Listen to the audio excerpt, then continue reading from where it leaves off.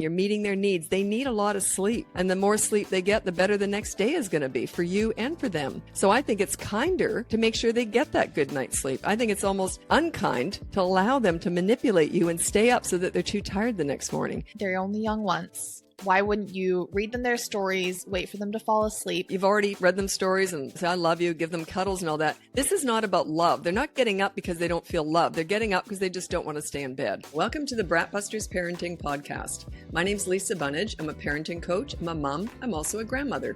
And I'm Amy Bunnage, Lisa's daughter, and I handle the marketing and planning here at Bratbusters. While I don't have kids, each episode will dive into parenting topics and Lisa will answer your questions. Let's get started.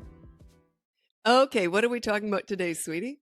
Today's topic is bedtime, and it is inspired by a social media video that got posted a few days ago for us. It'll be a little bit longer for the audience, but the video was all about bedtime, and it was about a 4-year-old who won't stay in bed at bedtime. I really wanted to take this episode to clarify some things, and then also just discuss bedtime, because bedtime's confusing for parents. Yeah, it is. Just so you know, we tried to do this about 3 minutes ago, and in the first 30 seconds, she had to stop the filming, and she told me 10 things I said wrong. Was that the video that blah, blah, blah? Was this? So yeah, I've been told. So if I seem a little bit quieter, it's because I've just been told off. If she seems a little on edge, you know why. Yeah, that's right. Okay. So do we want to listen to it now? Let's start it. Okay. Am I allowed to do this here? First time they get out of bed, you walk them back and you say, I said it's bedtime. Don't get out of bed again. The second time they get out of bed, because they're going to be doing this a lot. Second time they get out of bed, you walk them back to bed and you say one word, bedtime. Every time after that, and you're walking very slow. You're very calm. You don't look at them or talk to them anymore. You walk them back to bed and you don't look at them or talk to them. Now, only one body part has to touch the mattress because they might be kicking and screaming. Make sure you sort of put them on the bed and then you walk away. Let them get out of the room. Don't stand over them in bed because that's ridiculous. That's strong arming. You leave the room and then when they come out, you keep doing it. It might take 50 times, 100 times. The longest this ever went on with a client was 5 a.m. It was an older kid. I think he was 7 or 8. I can't remember. It was years ago. He went till 5 a.m. He was a handful. They were really struggling. That first night was horrible. And then he never got up again. That was the start of their leadership. They'd worked hard already. We'd already put a couple of weeks into him. And then we dealt with that. And it worked beautifully. Okay. I said something in there. I just want to clarify. I said he never got up again. Now, the comment section did pick this up as well. Okay. He did get up again, but in the morning, but he didn't get up at bedtime after that. Okay. So now I can tell I'm going to get the giggles here. Okay. So what did you want to say about that? So what we're going to do is I'm not going to take specific comments, but there was general themes of questions about this video. What do you classify as a bedtime battle? Well, it's when they won't stay in bed, basically, or you can't get them in bed. Bedtime battles are in two parts. The first part is getting them in bed. The second part is keeping them there. The first one's easy. It goes on the behavior board if they're 3 and above. And then if they won't follow the routine, which is bath, brush your teeth, and then you read to them in bed. If that's a problem, the next morning you say, by the way, you were fighting me on that last night. You didn't follow the bedtime, the routine. So here's a consequence. So you put it on the behavior board, follow bedtime routine. Then the second part does not go on the behavior board. That is if they keep getting out of bed. And that's what I was referring to. It's how to get them back in bed. And you just keep walking them back. I went into it in the video. You just keep walking them back to bed. The thing is, you're meeting their needs. They are tired. They need to go to sleep. So you're just meeting their needs and you walk really slow and you just act like you're half asleep too. Like there's no emotions in this. You're just walking them back to bed. In other words, anytime you get up, you're just going to be walked back to bed. Okay. Because it's bedtime. Stay in bed. So then that is the consequence for getting out of bed. It's just walking them back. But the first part, getting them in bed, that you put on the behavior board. It is one of the most successful things I teach that's commonly comes up in coaching is bedtime battles. It's usually one night of one really bad night, but then you might just never have to deal with it again, like I said in that video, or it may just be, petering out and they might just get up a couple times after that. But generally it works really, really well. To clarify though, you've read the stories, you've told them you loved them, you've tucked them in. Yeah, this is, you're meeting their needs. I kind of already addressed that. You've already, read them stories and, say, I love you, give them cuddles and all that. This is not about love. They're not getting up because they don't feel love. They're getting up because they just don't want to stay in bed. Okay. So you're meeting their needs, and that's very different. That's why you can keep doing this. They have to go to sleep. You don't want them up till 11 o'clock at night. It's not good for them or you. Then they're tired the next day and blah, blah, blah. So, yeah, that you've already filled up their love cup. It is full. This stuff, this, I love you, I need a hug, just keep walking them back to bed. That's not a love hug they're after. That is procrastination. They're trying to manipulate you so they don't have to go to bed. Okay. To start off, one of the general themes is why wouldn't you just sit there and wait until they fall asleep? Um, well, why would you? I don't understand that question. Why would you? I don't get that. I think the general consensus or the ideas in the comments about this was why they're only young once. Why wouldn't you read them their stories, wait for them to fall asleep? I think the idea is that it's going to take not too long for them to fall asleep after the stories. They're essentially saying, like, your kids are young. Why wouldn't you just do that? Yeah, well, then why not just cuddle them during a tantrum, give in to what they want, and allow them to hit you? And it's like that. They're just playing you like a fiddle. They know that they need to go to sleep. Also, the only exception I make to that is if they truly are scared. And it's kind of, you have to decide whether or not they really are scared.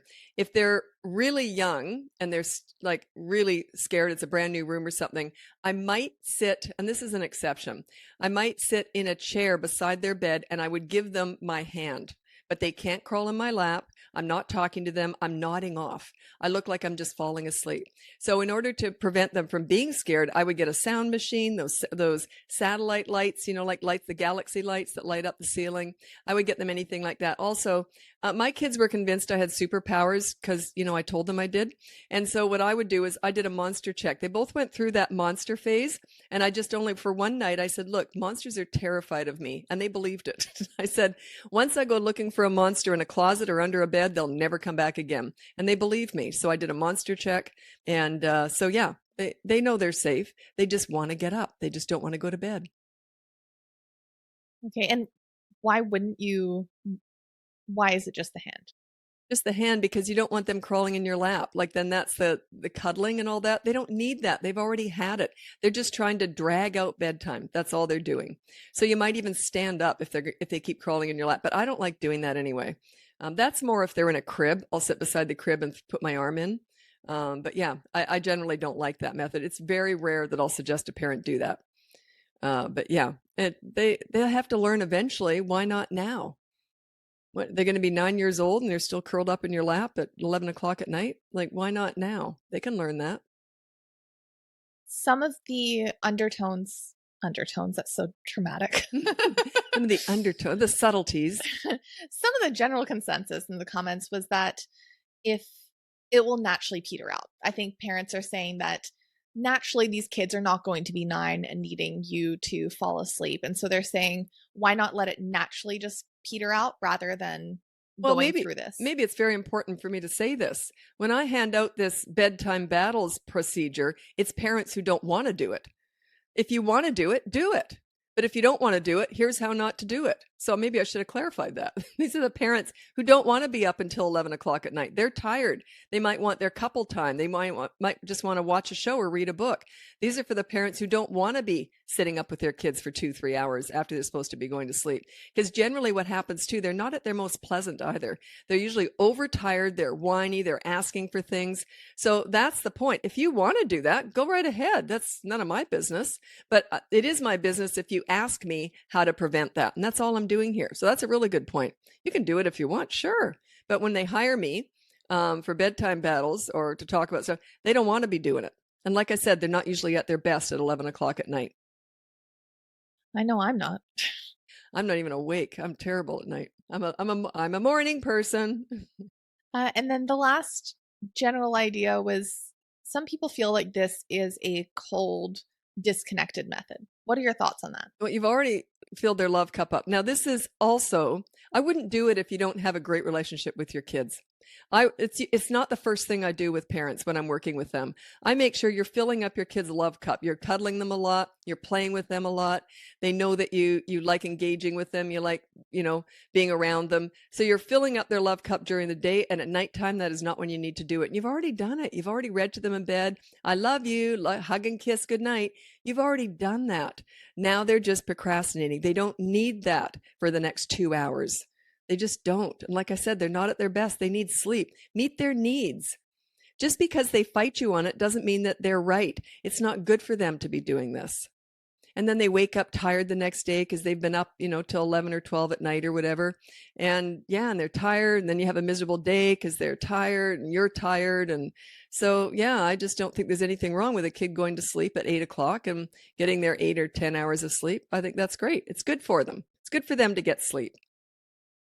Okay, should we get into the parenting questions? Sure.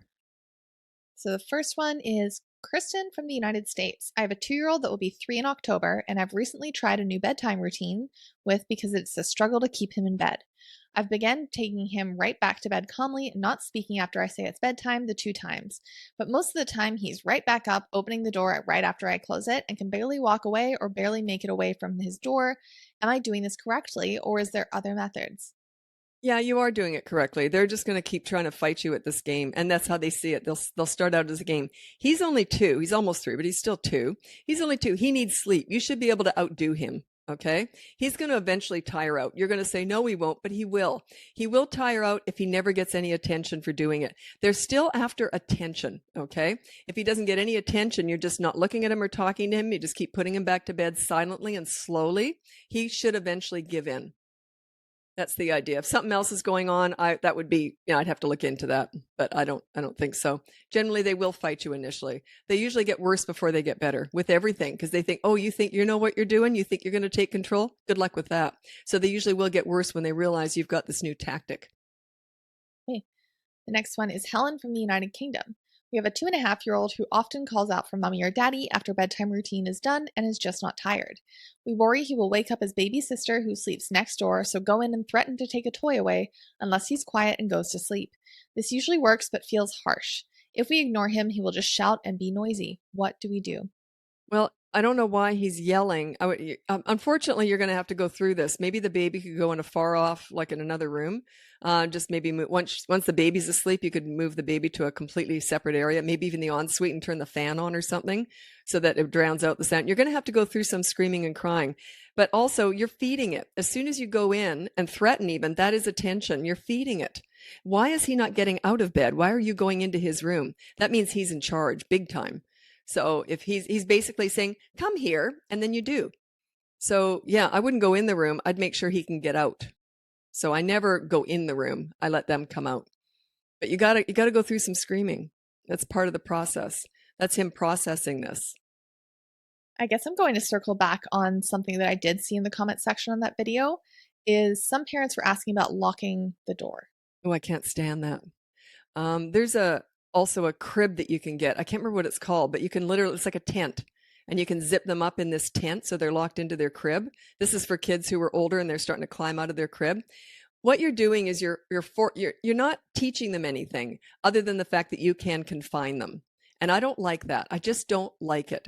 I would rather teach them to do the right thing rather than force this on them. So I want them to be able to get out of their room. I would never, the only time I'd ever recommend locking a kid in a room, and even this I'm very uncomfortable with, so use it at your own discretion, is if the child is maybe a sleepwalker and is older and could literally get out of the house in the middle of the night and, like sleepwalk outside. So, or something dangerous like that, or children who have some kind of disability where they just don't understand that they can't be going out of their room. So there are exceptions, but that's sort of assessed individually. But other than that, no, I don't believe in locking them in their room. I just don't like it. It feels like you're out of control. It's too harsh. And you want them to know they can get out. Plus, what if there's a fire or something? Kids have very sensitive senses, so they might smell the fire before you did. And you want them to be able to get out of bed and come and tell you. Or at least bang on your door if you've got your door shut, you see? So you want them to be able to get out of their room. And have a nightlight, too, in the hallway so that they can come down to your room. It's a safety thing, too. Okay, the next one is Aisling from Ireland. I have 2 boys, 3 and 4, both keep getting out of bed continuously at bedtime. They have separate rooms next to each other. I was doing all the wrong things empty threats, removing toys, shouting. Lately, I've been trying your method of bringing them back slowly, acting bored, no eye contact. However, I find the fact that they are both getting up keeps them entertained and makes it more of a game for them. The older one will usually run back to his room laughing as soon as I walk towards him in the hall. The younger one will jump on the bed when I get him back, or sometimes throw a wobbler while I'm leading, carrying him back to the bed, screaming, kicking, or hitting. I'm usually on my own at bedtime and feel outnumbered. Any advice you could give would be greatly appreciated. I'm at my wit's end. It's funny because you said throw a wobbler. I said, is that a new toy? I call that a wobbly. So he throws a fit, pitches a fit. Is that what that means? I definitely thought it was a toy. Yeah, because that is in Australia, they call it pitching a fit, where I raised my kids. And then I also had heard, I'd never heard wobbler, but I've heard wobbly, throw a wobbly. So I'm assuming it's pitch a fit. Anyway, if he does, that's okay. Here's what I do. If you've got two kids and you're trying to deal with both of them, I would do one at a time. I would literally take the younger one, the 3-year-old, probably in a mattress in my room, and let one parent be in there with him. So you're just doing everything wrong with the younger one first. You're going to deal with that 4-year-old first. Get him trained with this, and then once he's trained, then you do the 3-year-old. She did say that she was on her own at Oh, bedtime. she's on her own. Okay. Let me think. The 3-year-old, they could actually go to bed at different times too. So you could have the 3-year-old going to bed maybe 30 minutes earlier and try that with the 3-year-old first, and then the 4-year-old. If you're on your own and it becomes, yeah, that is tricky. That's actually a tricky one. I would have to find out if she has any support, someone who could maybe stay the night. Maybe she has family or friends that could maybe stay the night and stay in a room with that younger one. I always would do the older one first if they're both doing it. But yeah, just address the 4-year-old. So perhaps do it this way. Just you're working on the 4-year-old, and then the 3-year-old, who cares if he's jumping on his bed? You're not really doing it with him yet. Just put him back to bed, but don't really do it the same way. You can even sit and read a book with him while he's doing this, and then you just keep putting the 4-year-old back to bed. But yeah, you want to tell the 4-year-old, by the way, I'm training you how to stay in bed right now, and then I'll train your little brother. Okay. So he understands that's why you're treating them differently, but you want to do them one at a time if that's the case. I can imagine that's hard that they're revving each other up. They are, but like I said, give in to the demands of the 3-year-old and tell the 4-year-old, I'm training you how to stay in bed. Then I'll do this with your younger brother after you've learned. So yeah, try that. You address the older one first. It's tough though when you're on your own and you got two little ones. You got two against one. I think bedtime as well. Now, again, I'm not a parent, so I don't know, but I would assume bedtime's hard as well because you're tired yourself as the parent. There's a lot of reasons, and that's when you tend to lose your cool too. And he said he just needed another hug. Oh, great, I'll give him another hug. You're kind of weakening at nighttime too, but it's really important to stay strong at night because you're going to have a much better day the next day when they have had a good night's sleep and when you've had a good night's sleep. So it's the best for everybody. I keep saying this, but you're meeting their needs. They need sleep. They don't need to be up till 10, 11 o'clock at night. I think also if you're struggling with bedtime as a parent, from everything I've heard from you, is like you're definitely not alone. Because I will say, I definitely noticed in the comments there were some comments that were possibly stating that, all I do is give my kid a hug and they just go right back to sleep. And it's like, that might not be every kid. Yeah, those are the most unlikable parents online. When you put in the comments, when you can see all these people struggling and they say, all I do is say, please stay in bed, and then they will. Yeah, you just got easy kids. Or you got kids who like going to bed. Okay. So yeah, maybe you struggle with something else or maybe you don't, but a lot of that's luck too. Plus, if I saw comments and everyone was struggling, there's no way I'd go in and say how easy it was for me. It's kind of a nasty thing to do, I think. So just ignore them. They probably got other things they're struggling with. Okay, we have one final question. So Jenny from the United States. 4-year-old boy wakes up at night asking for a snack. How can I stop this behavior? Just say no. He wakes up in the middle of the night for a snack. He's 4-year-old, wakes up in the middle of the night for a snack. Just say no. I would tell him before he goes to bed, no snacks in the middle of the night. Once you go to bed, but I'm hungry. Well, you'll have a really big breakfast tomorrow then, won't you? Unless there's some medical reason that he needs to get up. Maybe if you're really concerned, maybe have him checked over by a doctor just to make sure. But they do not need a snack in the middle of the night, generally, unless there's some medical reason, I'm assuming. Anyway, so just say no. And if you do wake up in the middle of the night, you will not be getting a snack. I'll just be walking you back to bed so that when you do it, he'll understand. So you tell him that ahead of time. That was it for bedtime. Do you have anything else that you want to add to this? Well, I just want to say that you see the comments, I don't. But yeah, people were saying it's mean and blah, this is for people who don't want to be getting up or staying up till 11 o'clock at night with their 2-year-old. This is for them, not for you. This is for the parents who want their kids to go to bed and stay in bed at 8 o'clock at night or whatever time they've allocated, and they don't want to have to deal with all this trouble at night. So this is for you. And and like I keep saying, you're meeting their needs. They need a lot of sleep. And the more sleep they get, the better the next day is going to be for you and for them. So I think it's kinder to make sure they get that good night's sleep. I think it's almost unkind to allow them to manipulate you and stay up so that they're too tired the next morning. I think it's meaner to do that than it is to make sure they stay in bed. It's my personal view. I'll end on like a little funny stories. I remember vividly falling out of bed when I was like 3 or 4. Do you remember that?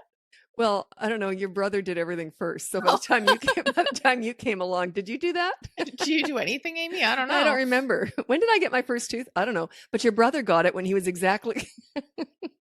So true. Actually, you remember everything with my brother, and mine was like, Everybody does, because it's my first time with a kid, right? With your own child. That's why. Sorry, babe, but every kid falls out of bed. That's why when I transitioned my kids into beds from their crib, what I did initially, I think I actually had a bed already for them. So what I did was I didn't set up the bed, the frame. I put the mattress on the floor and I put pillows around it. I do kind of remember that happening because it was probably the first time that the bed frame had gone up. I think I kind of remember that, or I'm just pretending to so she feels loved. But oh, yes. yeah, Yes. wasn't that a Tuesday? Now it's just all flooding back. Yes, now I remember. Oh, and you were so cute as a button. Anyway, so yeah, that's what I did. I did not put up a bed frame first, but they're all going to fall. They're just literally all going to fall out of bed at some point. It's kind of normal.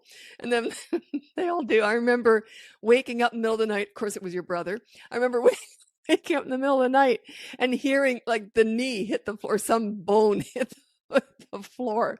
So I thought, whoops, I guess I'm up for a while now. And then the crying started after that because they're asleep when they fall out, right? They wake up pretty fast. Yeah, but I'm sure Anna also fell out of bed. Oh, Amy, sorry. Yeah, Amy. But yeah, no, it's bedtime can be really ugly. My kids both went to bed easily. I like going to bed though. Maybe they just liked it too.